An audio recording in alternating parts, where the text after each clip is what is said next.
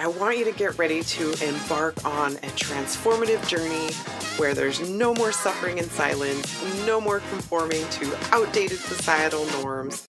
This is the podcast where we dare to crush those societal expectations and embrace the realities of pregnancy and parenthood with one honest conversation at a time. It's time for us to rise above the shadows and ignite a movement towards a happier, more fulfilled world for every parent and child. If that's you and you're ready to challenge the status quo and embark on this incredible journey with me, then I'd like to welcome you to the Birth Junkie podcast. All right. So this week I am joined with an amazing guest.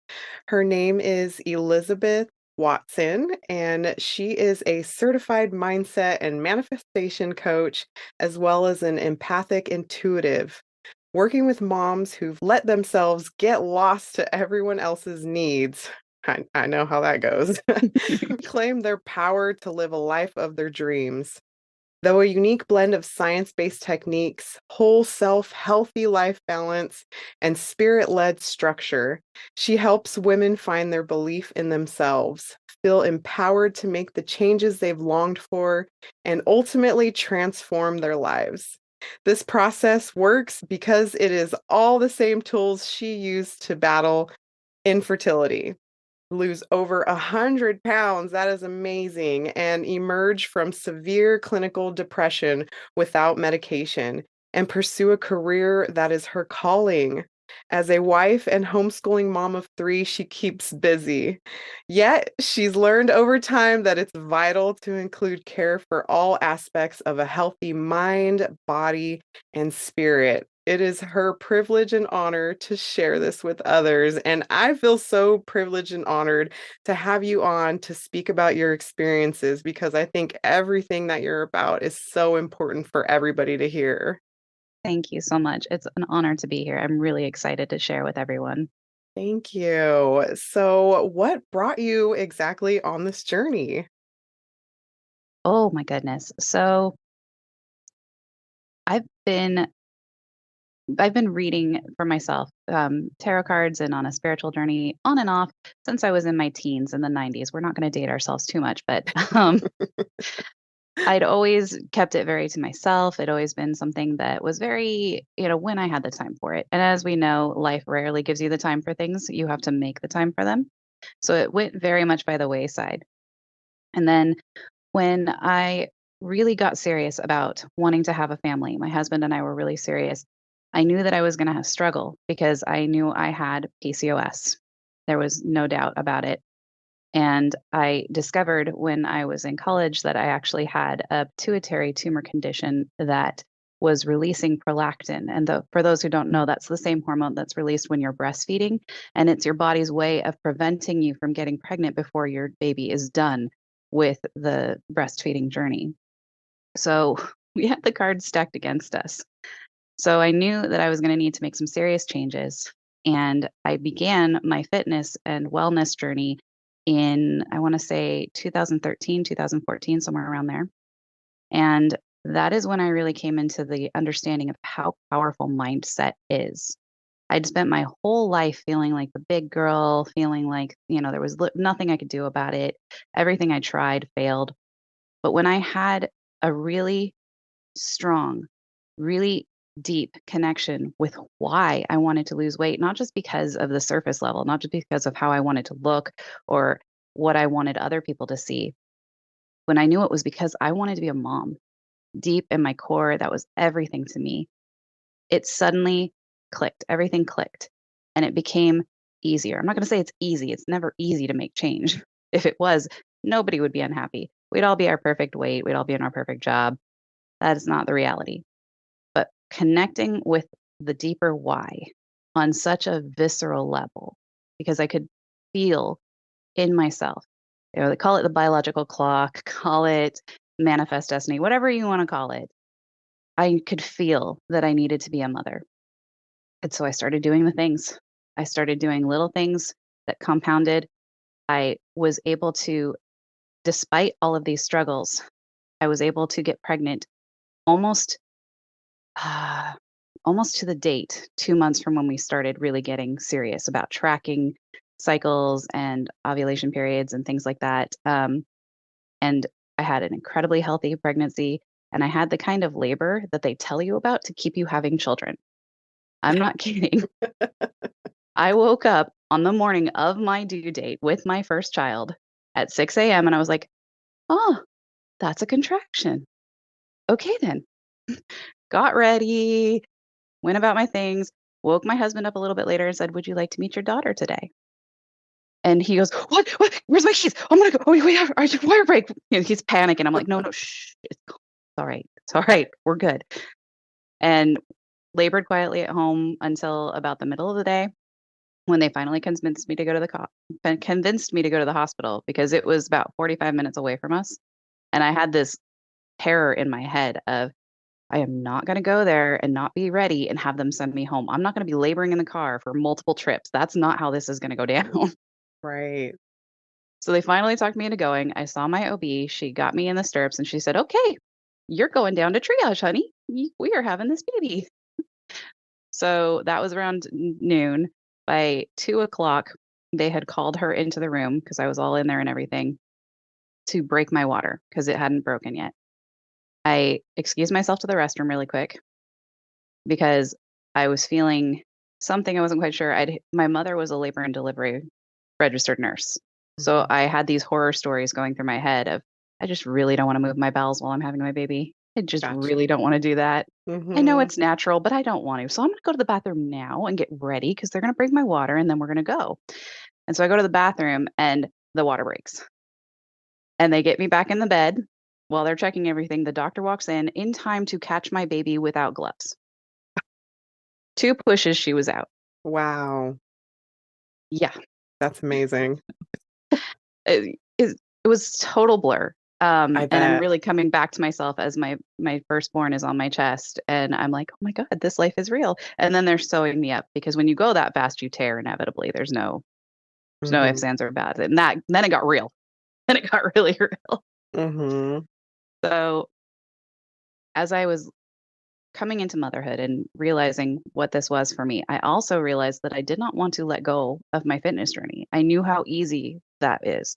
I knew how all consuming this motherhood would be, but I knew also that I needed to continue to take care of myself for her. And that mindset really came back into play. And even before I was done with maternity leave, I was baby wearing while I was on a treadmill. And I was just like, yeah, let's do this. And she loved it. She napped through every single one of them. I bet. But it really drove home that mindset for me again, that it all starts with mindset. Mm. And my second child, a little more complicated, but again, very much easy labor by all standards. Then I have my third, and it was the complete opposite. I had ended up in a severe clinical depression. And because I was a stay at home mom by that point, I really didn't feel comfortable taking medication when there was no one there to back me up. I did not have time or the funds for therapy. So I was dealing with it on my own. My husband was doing everything he could to support me, but he was also supporting our whole family Mhm. financially. So there was only so much he could do. And we had a miscarriage during that time, which only made the whole thing worse. My entire weight loss journey backslid and then some. I lost all my progress and then some. And then we got pregnant again. And I knew I couldn't let anything happen to this baby. And I would love to tell you that I started my fitness journey there, but I didn't. And there were some complications with blood pressure and things throughout the pregnancy. And I did my best to try and take care of things, but was still struggling with depression, had the other two that I was working with. And then I go into the doctor's office for my 38-week appointment. And I'm feeling so much better. I'd been sick through so much of the pregnancy, but I was feeling so much better. I was really positive. This was just before July 4th. And my due date was 2 weeks away. And I thought, okay, I'll have this long weekend with my husband home. I'll get things clean, ready for the family that's going to come and help us take care of them because all our family lives a state away from us. We have Mhm. no support here where we are. So I'm thinking, all right, this is perfect timing. I can make all this happen. And they check my blood pressure and it's not good to the point Mhm. where they send me to triage to be monitored. And they put me on medication and my blood pressure just keeps climbing. And my husband at this point has our two older daughters at the park playing because they expect all of us to go home when this is done. And the doctor comes in and says, "We are going to have to deliver you today. For your and the baby's safety, you are going to have to deliver today." And I just start sobbing.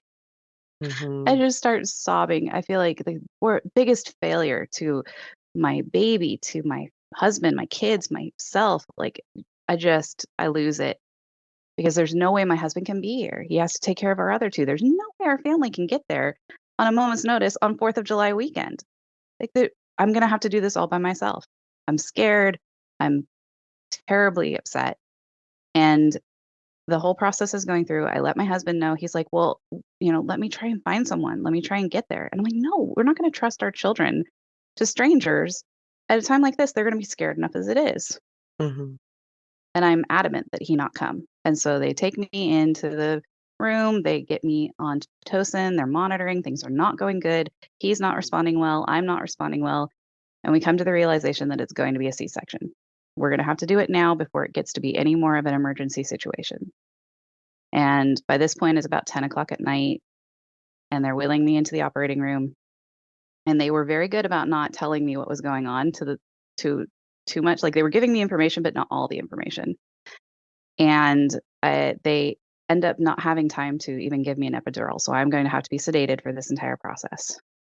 Wow. So I'm going under, and all I can say to them is just whatever you have to do, you save my child. That my baby comes first. If it comes to a choice, there is no choice. You save that baby. And so I go to sleep, not knowing what's going to happen. Mhm. And I wake up, and they still have me in recovery. And they're like, "Okay, you did so well. Everything's going so well." I'm like, "Just tell me, is my baby okay?" And they're like, "Yes, your baby is fine. He's with your husband." I'm like, "What?" My amazing husband had found someone to be with the girls. They had already gone to sleep. He found someone to watch them while they were sleeping that we knew and trusted, who dropped everything at the last minute to be there. He rushed to the hospital and walked into the operating room as I was being sedated. He was there for the whole thing when my son was born. He was there to be the first person to hold him. He was there with him while they got me back into the room. And I couldn't tell you how grateful I am for that, Oh, I because bet. the journey just got crazier from there. Wow. I ended up with what is known as HELP syndrome. It's a hypertension situation that also leads to low platelets, low white blood cells. So I had to be transfused in the operating room before they could even operate on me, or I would have bled out on the table while they were trying to move my son. So I didn't know any of this at the time. Obviously, they don't want your blood pressure climbing from that stuff. Of course. So my son ended up needing assistance to maintain his temperature. He wasn't able to nurse right away, so he had to get a feeding tube. He had to go in an incubator, and he had to go up to the NICU because this is still COVID time. So there's still a ton of regulations. And now I can't even see my son. I get to hold him for maybe 30 minutes, and then he's up in the NICU. And I'm fresh out of a C-section and incredibly sick, and I'm not allowed to go see him. Mhm. And there's not a day that goes by that I don't hurt from that. Like, after these 2 amazing pregnancies where they were on me the minute they were out, they were on me before they were even cutting the cord. Now I've got this incredible separation from my son, and it was devastating. Mhm. And it took me 5 days before they would release me from the hospital before my blood pressure had regulated and everything was well enough to send me home. And it took another 4 days after that before we could get my son out of the NICU. Wow. So then we're going back and forth. I'm trying to take care of my older two because they were still pretty upset. Family had thankfully gotten there by then, so they had people they knew and trusted to be with them. My husband's working all the hours, going back and forth between everybody. He's up in the NICU as much as he can be, so at least somebody is with our son, and then coming to be with me when he can be. We're going back and forth for my appointments to see my son. It's just all the insanity. Wow, But that's a lot. we finally get to the point where I can breastfeed him and be with him pretty consistently. And I was pumping from the moment I could be. And his weight starts to come up rapidly as soon as that happens. And so that's why we were able to get him home so quickly. Oh, He was wow. maintaining his temperature. He was gaining the weight really quickly. And we got him home 4 days after I was discharged. So about a week and a half of a NICU stay, which is pretty great. And then we Mhm. got him home. And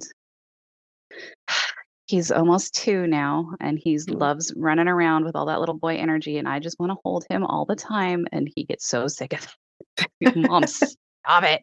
Yep. But in that process, you know, it's one of those things, it's those moments that you know can crush you, can absolutely ruin you if you let it. And I was just crawling out of that depressed state. I know I could see the light at the end of the tunnel, and I really had to make a choice. I could let myself wallow in my perceived failings as a mother, in all of the upset and trauma around this birthing experience and my separation from him, or I could move forward and I could make each day a new start, and I could really work on building the relationship with him now and not letting that week and a half define everything for all of us. And from that point, there was a deepening to the intuition that I'd always had and the connection to spirit and just bigger energy than myself Mhm. that I really needed to help me through this. And I remember thinking, this is what I've been missing. This is that element that I've been missing for when I can't do it on my own. This is what I needed. And as I started to bring reading cards into my daily practice again, as I started to pay attention to the signs that are around me, the synchronicities that were around me, I started to get more messages that not only was I in the right place for myself, but now was a time when I needed to start to share this with other people Mm. because I had gone through these incredibly powerful experiences, because I was coming out of this horrible depressive state and paying attention to the steps I was taking to get there, because I was restarting my fitness journey and losing the weight again and making the healthy choices again and balancing everything again. I needed to pay attention and I needed to begin to share it. And so that is why we're here talking today. I love that. And I think that's really important because as much as we would love for our pregnancy and our birth experience to be this perfect, beautiful dream birth, we could plan till the cows come home. But, there could be something that happens that we didn't expect to happen. And it's hard once everything is said and done to not kind of put that blame on us. Like, what did I do different? What did I do wrong? It was me. It's my fault. And that's also when we're in this fresh postpartum just season and we have all these hormones surging through Mhm. us and it's We're not sleeping. exactly. Yeah. So it's so hard, but I think it's important that you talk about mindset and getting back into what you feel is balance, because obviously what you feel is balancing is not the same for somebody else. And I think it's important to figure out what is it that is balancing for me, or how can I better integrate these things into my life to make it make sense for me and my family. So, Exactly. And yeah. it's an ever evolving thing. You know, we all say we want balance, we want balance, we want balance. But I think where a lot of people trip up is that they don't understand balance is constantly in motion. What balance means to you in your 20s is so radically different than your 30s, than your 40s, than your 50s. What you balanced yourself as a woman is worlds different than what you balance as a mom. Oh, yeah. It's something you have to constantly be evaluating, and it's work. It takes work. It's worth it, Mhm. but it does take really mindful, intentional work. And that's one of the things that I work on foundationally when I'm working with a client is understanding what life balance means to you, Mhm. customizing it to you because it is so personal and it is going to change.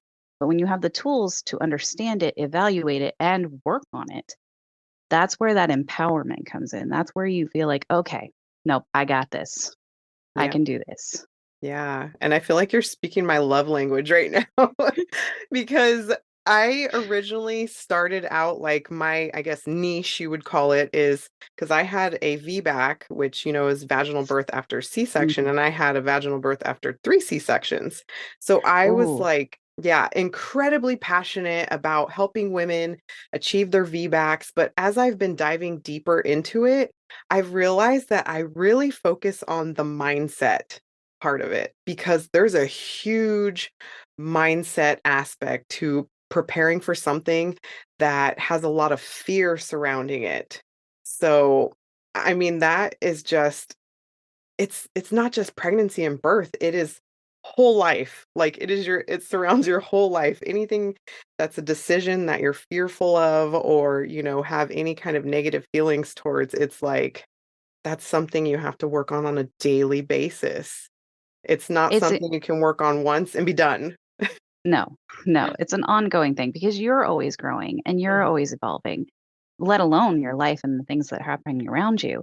And it's so, so ingrained in us that, this is the way it is and that's just that. mhm, And there's all these external factors that really play into it. I mean, all of our belief systems come to us from external factors. They're all from well-meaning adults, the people who are trying to keep you safe and raise you, right?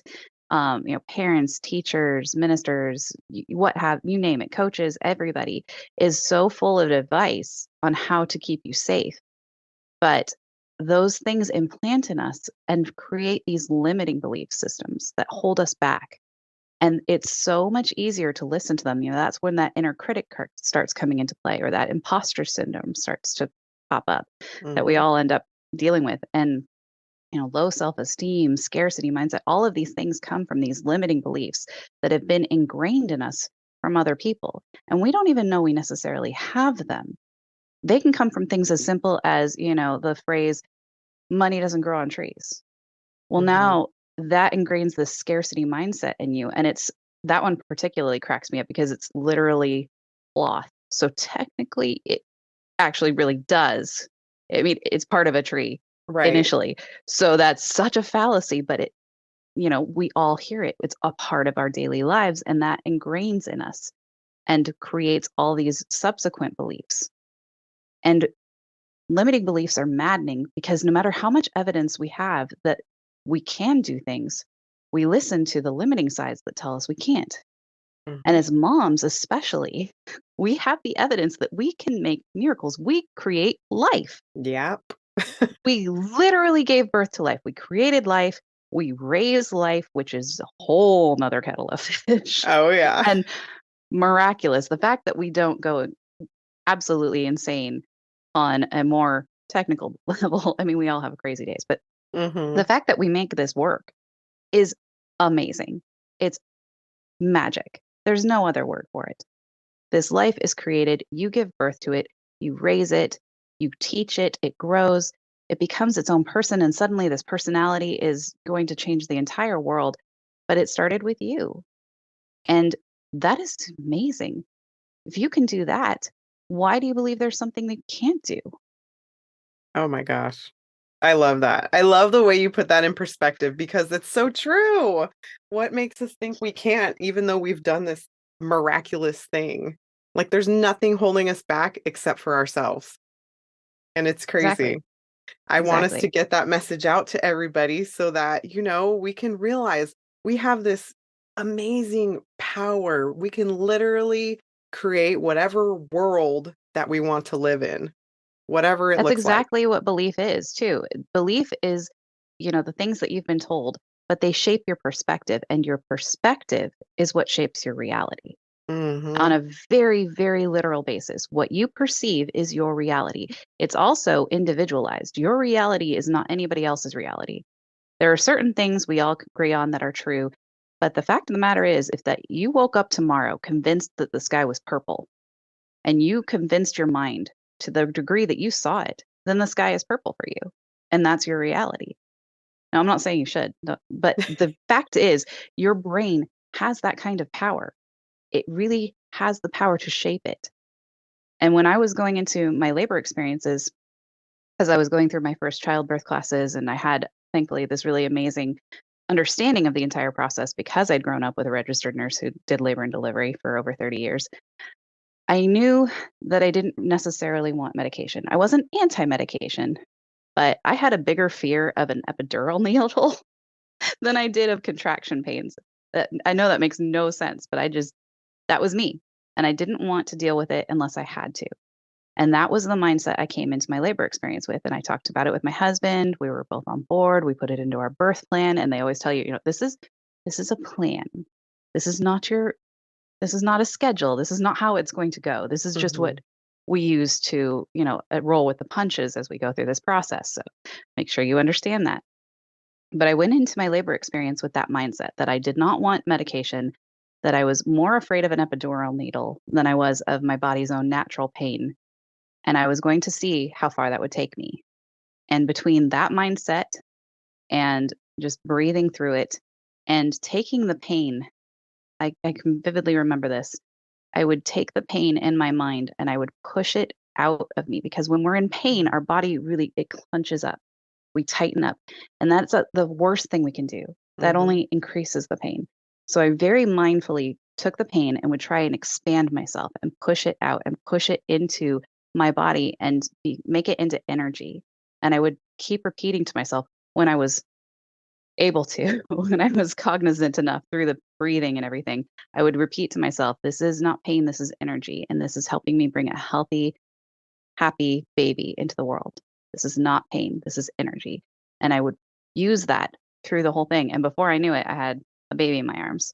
Yeah. And the first one was a quicker process. I mean, I started at 6 a.m. and the baby was out around 2. So I was experiencing contractions through the whole time. And I was doing that the whole way through, right up to transition. The second one, she showed up midnight right after her due date, like her due date midnight, so we're the day after, and that's when my water broke with her. Mm. Um, and so I'd been spending about 4 days actually laboring with her on and off. Prodronal labor is what they call it, where you really slow build and then everything happens really fast at the end of it. Mhm. Um, so I went into it again with that mindset that I'm just going to use this as energy to help me bring this baby into the world. And before I knew it, I had this baby in my arms. And I'm not saying that makes the pain go away. Nothing does that. Anybody who's telling you that, tell them to shut up. I'm sorry, that is bunk. But Uh-huh. you do have a choice. You have a choice of what to do with what is happening around you.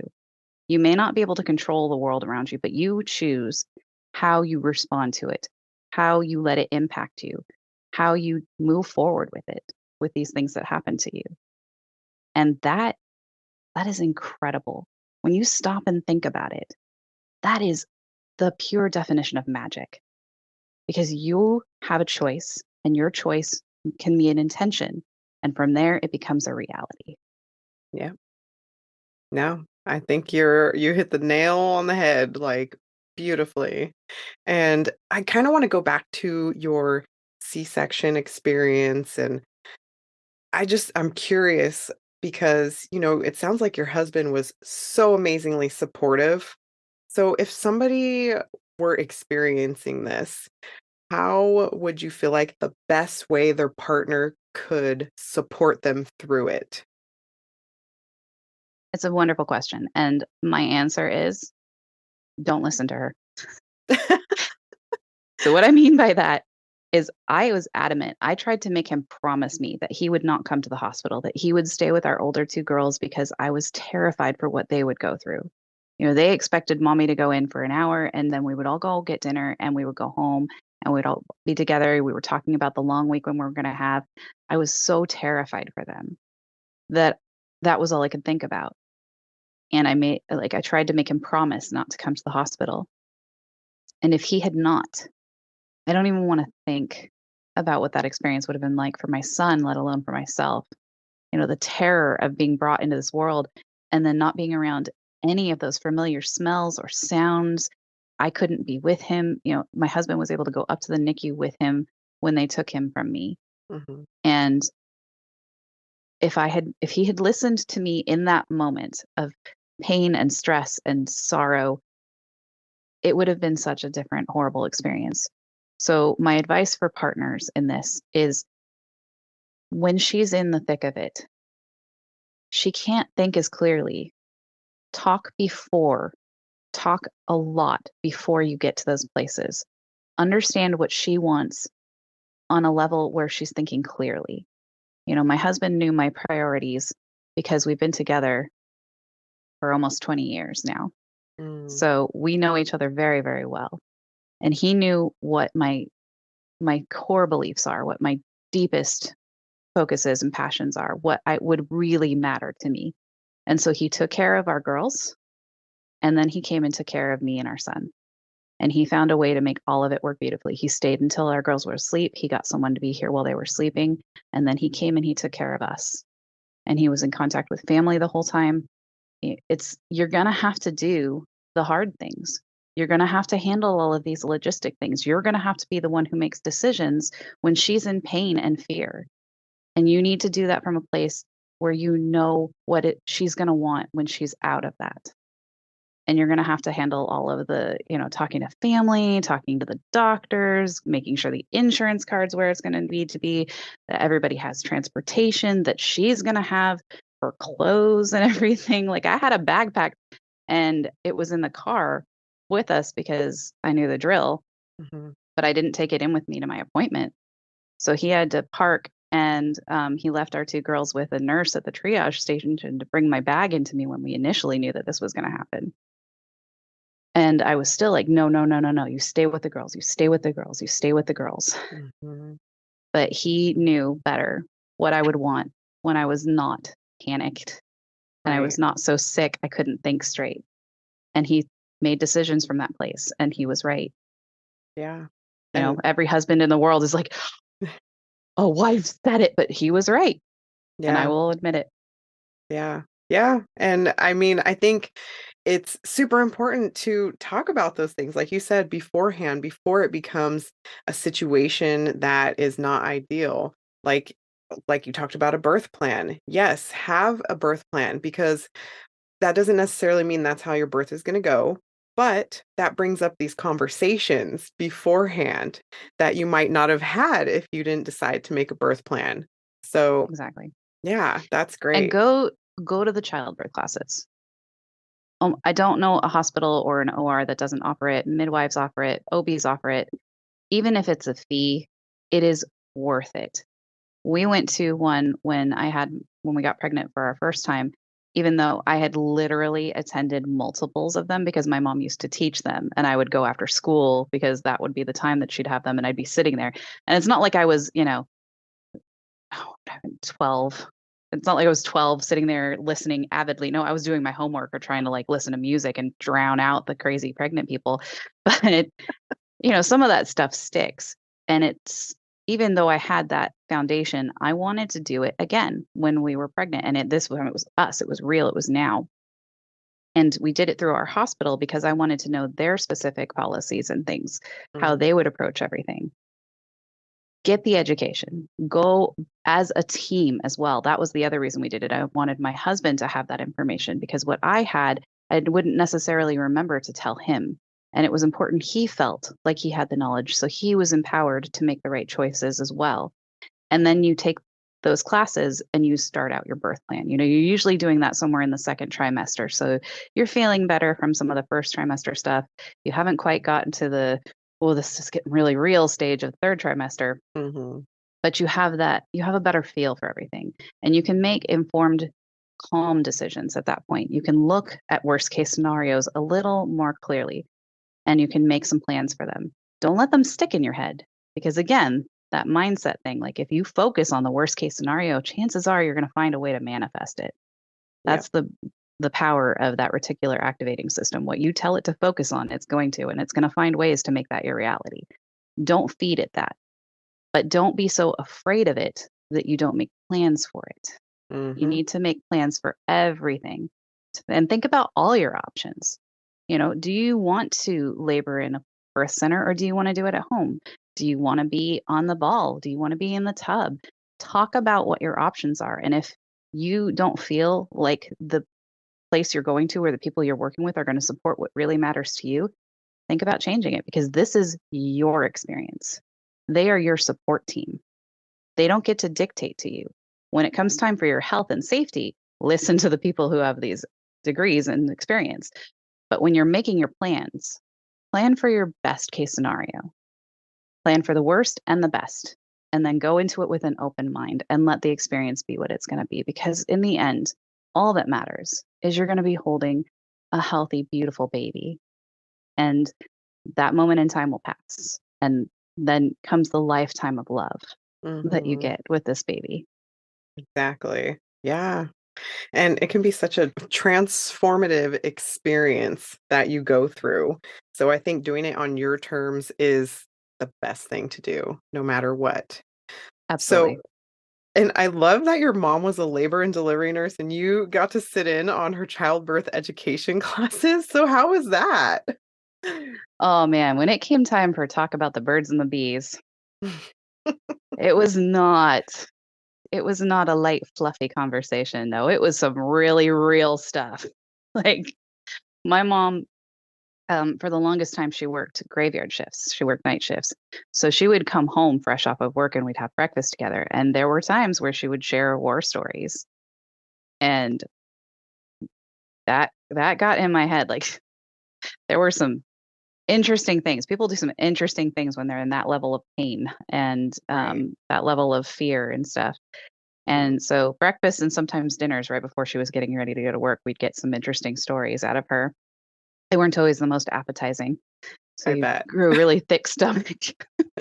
And then when it came time, like I said, for the talk about the birds and the bees, she was sharing at that point, she was heavily into the education aspect and she was sharing videos that she was thinking about showing her classes. So I'm watching these live births happen. And as you can Mhm. imagine, the safe sex conversation came about a lot with the end result that's possible.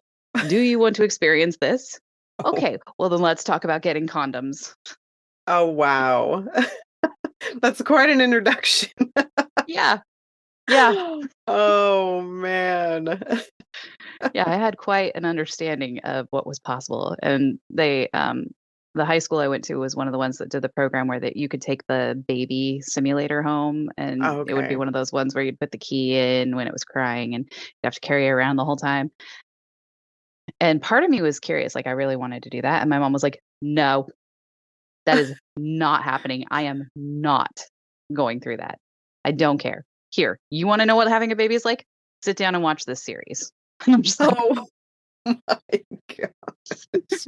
"Okay then." Wow. That is amazing. I can only imagine the things that It she's was seen. also it was also an amazing resource to have Mhm. someone with that level of knowledge and experience that I could call at a moment's notice throughout every pregnancy, who could be there. She was there with me through both of the first 2 labor experiences, and she was able to be there with me as I was recovering from my 3rd one. She couldn't be there in time. As soon as she got the call that I went into triage, she knew what was going on, and she got in the car, and she drove to come be with us and to be with me and support me. So she was able to be there when my husband couldn't. So I had this great support system. And his mom had come to be with the kids so that he could travel back and forth and do all the things. My poor husband. Oh my God, it's amazing. But between his support and my mother-in-law being with my elder two and my mom being with me as I was going through that recovery process, it was amazing. Mhm. So I cannot tell you enough. If you do not have that in your family, reach out to doulas, reach out to midwives, reach out to lactation consultants. These people are amazing. They are such a spectacular resource. You know, talk to your OB, talk to the nurses. They know all the things that you're going through. No question is dumb. No question is undeserving of being asked. You are going through, as you said, a transformative experience. This is life changing on every possible level. I mean, your body literally, your hips literally move. They are never the same after you're done. Your hip bones and the inside of you, your body, everything changes on such a level. It is okay that you are scared, that you are curious, that you are never feeling prepared. It Yeah. is okay. Use the resources that you have, use them because it makes such a difference when you don't have to spend all that time thinking, okay, well, do I really not get to eat this now anymore? Like, would one sip of coffee make my baby have brain damage? Ask the questions. It's Yeah. okay. Yeah, exactly. There's no dumb questions. There's no dumb fear. Like you said about pooping. Like I've heard that too. Like, oh my gosh, I don't want to poop. I don't want people to see me poop. But it's like, talk about it. Talk about it with somebody and, so you can decide what is like the worst case scenario. You can learn more information or, whatever it is that spins off of whatever your fear or concern is. Because 9 times out of 10, it's worse in our mind than it actually is when it happens. So, yeah. And again, that's where you have to really think about your mindset Mhm. because when you're focused on those things, what are you letting slip? Like if you're so stressed about moving your bowels while you're on the table delivering your baby, are you paying attention to your breathing? And if you're not, that can be damaging to you. It can be damaging to the baby. It can prolong the process, increase the pain levels. So talk to your OB first. Talk to the labor and delivery nurses who are in there with you. Let them know, okay, this may sound silly, but I'm really concerned about this, is there anything we can do to make sure I'm not pooping at the same time as I'm pushing? They'll do their best to help you. You have to communicate it though. You have to really talk to them about it. The only way you're going to get through it. And then try your best to Exactly. let it go. Try your best to let it go. Yeah, definitely. We have to let that go. But okay, so I would love for other people to be able to get into contact with you because I mean, I think what you're doing is so important for anybody in general. But oh my gosh, so how would they be able to work with you or, just get into contact with you? I love it. I love it. Thank you for asking. I am gonna have you have all my notes, so there are links, so they're gonna be included in this. Friend me on Facebook. Do not be shy. Friend me on Facebook. You will see all of the stuff. You will see the craziness of my 3 kids and the homeschooling journey we're on and all that jazz. But I love to friend people on Facebook. I can get you link to my booking calendar so we can schedule a free 30-minute discovery call where we talk about what your dreams and goals are, what may be stopping you from getting there on your own, and how we might be able to work together to get you past that, to get that mindset really dialed in so that it's working for you instead of against you. And then I also have for your listeners my free 3-minute manifestation hack. Now, this thing is dynamite and it can be a really helpful resource to moms because we do not have all the time in the world to sit down and visualize our ideal future or, make these really detailed smart goals that we can schedule out because our schedule doesn't belong to us, it belongs to them. That's Mhm. just reals. So, this 3-minute manifestation hack is free, my gift to you, to really help you get started on that process of bringing these things that you want and need back into your life because you are mom, but you're still a person and you deserve to have things for yourself too. Exactly. Yeah, exactly. I mean, who were we before we had kids? We were a person. So, Who can remember? right, I Pretty sure know. I used to sleep. That I remember that being What awesome. is that?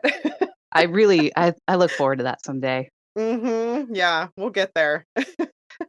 Maybe when Well, they're like 30 and you kind of think they figured out what they're doing with themselves.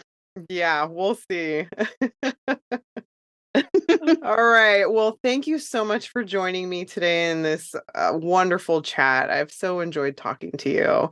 And I think Thank it's so you. valuable for everybody to get into contact with you and get to listen to this because, oh my gosh, we're changing the world one person at a time. I believe it. Absolutely. Absolutely. And I mean, we're moms. So if you aren't doing it yourself, you're doing it through raising these amazing kids.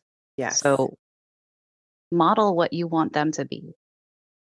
That's one of the things I really want to tell moms when I'm working with them, when I'm working with my mom clients. Model what you want them to be. Don't expect them to grow up to be the kind of person who asks for help and goes for their dreams if you're not showing them that. Hmm. They learn through you. So Yep. help them by showing them. If you've got a dream or a goal, now this is me giving you permission. Go for it. You deserve it, and they deserve to see you doing it. Hmm. So I look forward to talking to you guys. Thank you, Petra. This was wonderful. I've Of loved course. talking with you today, and I look forward to talking to so many more of you in the future. Awesome. Thank you. We'll chat again soon, I hope. Bye.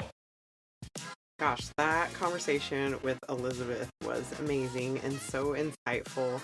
And we touched on so many important things that I think is so good for people to just for you to research about. Like we talked about birth education and how important it is to just take the birth class. And I just wanted to remind you that I do actually have a birth education course that I teach, and I do teach it in person via Zoom. Also, I have it completely online where you can just do it at your own pace. It's not in a class setting, and I do have a Facebook group that is connected to it so we can connect outside of the birth education course. So if you want to head to the link below, you can go ahead and sign up for that. Right now, the price is $149. I've been debating on raising it because I want to make sure that it's affordable.